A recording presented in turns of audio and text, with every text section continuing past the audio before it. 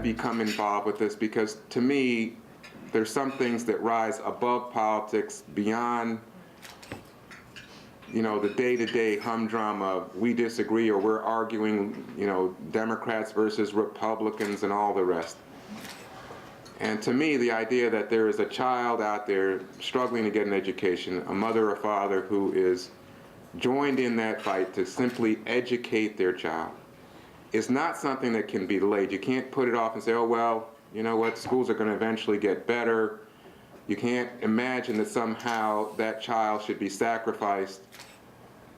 And to have politicians decide that some kind of campaign contribution is more important than that child's education seems to me to be an outrage. It seems to me that in this moment, we can literally say for this generation, the greatest civil rights struggle of our time is educating low-income kids in our schools.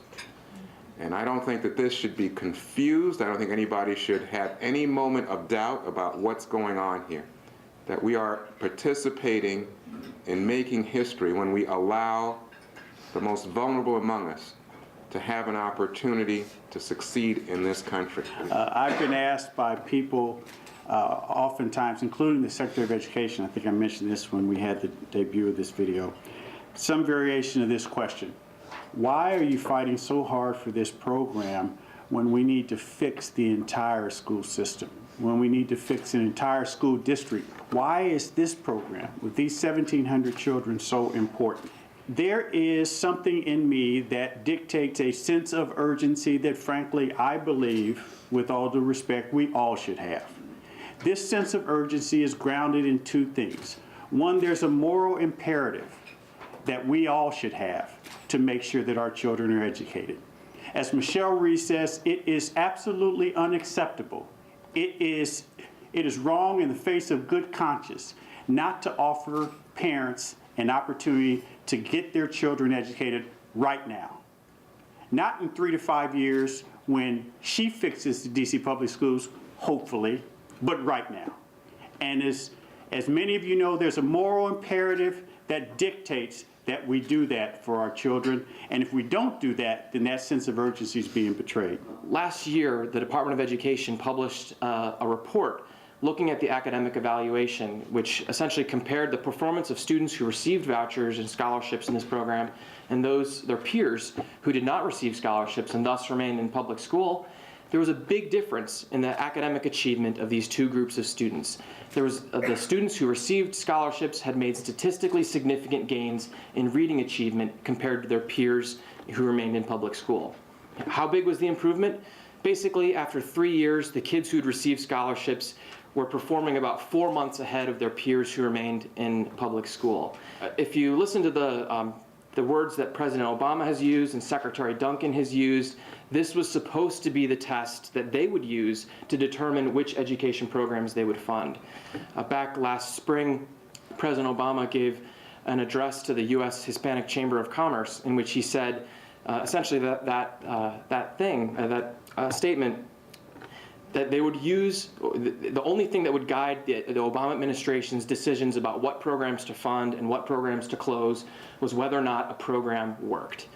Now, if we look at this program and we judge it by that standard, not only should this program be saved and continued as we are mostly focusing on, it should be greatly expanded. It should be many, many more children should be given the opportunity to benefit from a program that's clearly improving students' academic achievement.